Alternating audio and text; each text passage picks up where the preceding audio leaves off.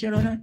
But Your Honor, we have prepared, Counsel, visual aid using Show the- them. Show the document. Yeah, I will. I am showing the defense document. No, we will No, not agree. Your Honor, the counsel cannot We will dictate not how I agree, will Your proceed with Honor. my cross-examination.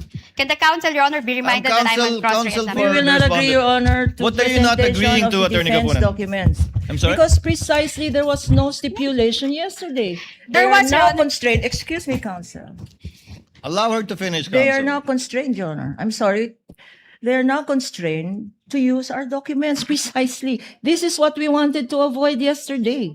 Had we did a comparison, not to belabor the obvious, Your Honor, but now counsel says, anyway, it's the same. So if Your it's the same, what's the objection to using the prosecution's document? Counsel, that water is already under the bridge. You may request assisting counsel to check the copy being presented to Ms. Eileen, and you may make this the subject matter of your redirect later on. Allow counsel to present. Thank you, the Your presiding Honor. officer will allow the counsel to present that document, but notes the continuing objection of Attorney Thank you, Your Kapunan with Honor. respect to this matter. We will She can confront have the- a continuing objection. Excuse me, counsel. We will have a continuing objection to their presenting their documents which have not been identified by the witness. They are AOMs. AOMs have been identified by the witness, but these are prosecution's AOMs, Your Honor. May I suggest, Your Honor, to the defense counsel, since she refused for us to use the defense witnesses, that she uses now the prosecution's documents. That is up to her, counsel. She may confront the witness with her copy of the AOM. I'm sure she would be competent to testify whether these are the same documents earlier identified as exhibits for the prosecution or not. Counsel, Yes. you may proceed. Yes, correct, Your Honor. And their AOMs, we did not dispute those. So we have the same copies, Your Can Honor. we then, Proceed, if, counsel. in Proceed. connection with that, Your Honor, Hello. since counsel admits that Hello. Hello. our AAMs are their defendants' AOMs, can we just use the prosecution's copies, Your Honor?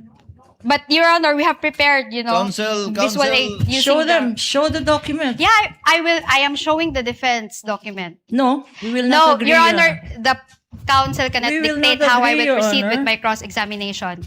Can the counsel, Your Honor, be reminded that I'm counsel- on We cross-examination? will not agree, Your Honor, to What are you not presentation agreeing of to, the Attorney defense Kapunan? documents.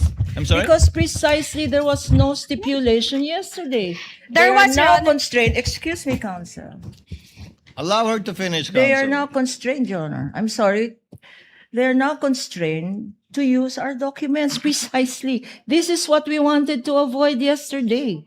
Had we did a comparison, not to belabor the obvious, Your Honor, but now counsel says, anyway, it's the same. So if Your it's Honor- the same, what's the objection to using the prosecution's document? Counsel, that water is already under the bridge. You may request assisting counsel to check the copy being presented to Ms. Eileen, and you may make this the subject matter of your redirect later on. Allow counsel to present. Thank you, the Your presiding Honor. officer will allow the counsel to present that document, but notes the continuing objection of Attorney Thank you, Your Kapunan with Honor. respect to this matter. Thank you, Your Attorney Honor. Christine, you may proceed. Okay, so I am presenting you the AOMs that were issued to the Office of the Vice President and the DepEd.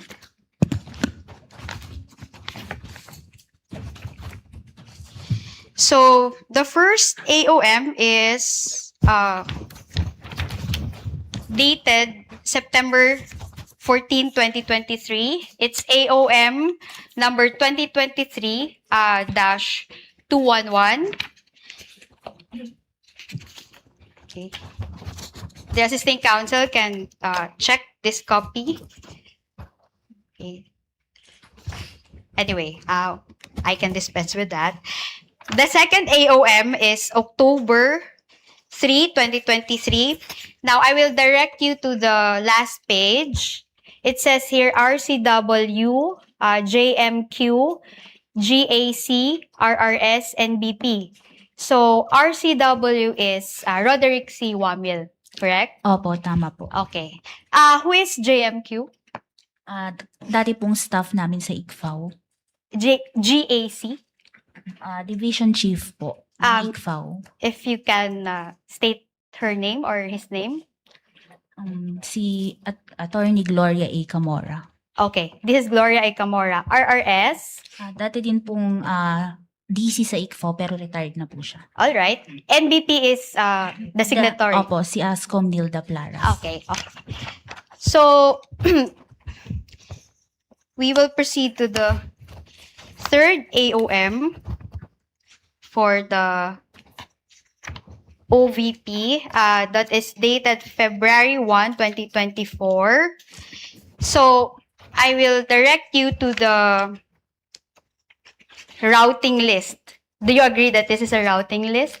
Sila po yung nag-review, nag-evaluate, nag-review ng documents. Yeah, I was about to ask you that question. Thank you for confirming. Now, it's RCW, Roderick C. Wamil again, Opo. JMQ, RRS, NBP.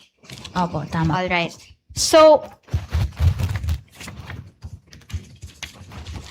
let's go to the AOM for the OVP dated August 8, 2024. On the last page, the routing list, it's RCW, GAC, RRS, NBP. But this is August 8, 2024. Opo, tama. Wala na si Roderick Wamil dito sa ICFAO. Wala na po Correct. siya pero dyan po kasi siya yung nag-draft po ng AOM. Siya yung nag-draft nito. So meaning, when he drafted this, he left this doon sa records ba or saan? Yan po kasi may draft na siya, nasa Mhm. division chief na po. Nasa division chief. So, from February to August, so ilang months yun? February, March, April, May, June, July, August, after 6 months, dun lang na-release yung AOM nung wala na si Wamil. Tama? Opo, kasi po, And yung, then, sorry, just answer my question, Celine. Can you no? please repeat the question? So, from February 2024, nung umalis na si Mr. Wamil, 'di ba? Iniwan niya to sa records sa division chief na. So, na-release ito. Your Honor. Your Honor, preparatory nga, sabi nga niya, i-repeat ko daw ho. She's, So, she's, she's ho. laying the basis for her question, counsel. So, Attorney Christine, kindly Yes finish your po. question. So, after 6 months, doon lang na-release yung AOM. dahil po dumaan pa ito sa Yeah, review sa po. review. Hindi ka kasali dito sa grupo na nag-review, nag-draft. Wala kang participation dito. Na-review ko po yan nung nag-evaluate na po ako ng mga Eto. responses dun sa, binasa ko din po yan nung nag-evaluate ako ng responses sa notice Okay. of suspension. So, in short, nakita mo lang to after it has been issued by the COA ICFAO. Tama? Opo, kasi yun yung na naging basis ko ng evaluation. Sige, okay. Next is the audit observation memorandum for the DepEd. Wait lang. Your Honor, can I just confirm my counsel? So, let's go to the DepEd, ano? Sige, dun din tayo sa routing list, no? February 1, 2024, nandito pa si Roderick Wamil kasi RCW, JMQ, RRS, NBP. Opo, tama. Alright. Let's go to August 8, AOM. Ayun. RCW, GAC, RRS, NBP. Wala na si RCW pero nasa division head. Opo, pareho po nung sa OBP. At saka na-review mo lang to nung na-issue na ng division head ng ICFAO. Opo, nung mag-evaluate na po Okay, ako ng sige. Salamat, response. Celine.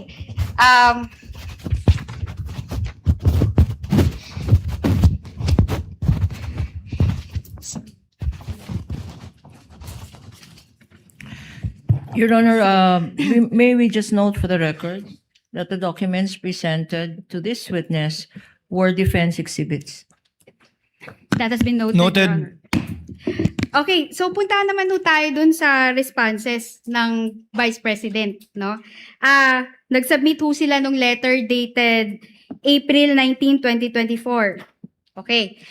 At part ho nung letter no, nag-submit ho sila ng protective intelligence reports. Naalala niyo po yun? Opo, attachment po yun dun sa response nila.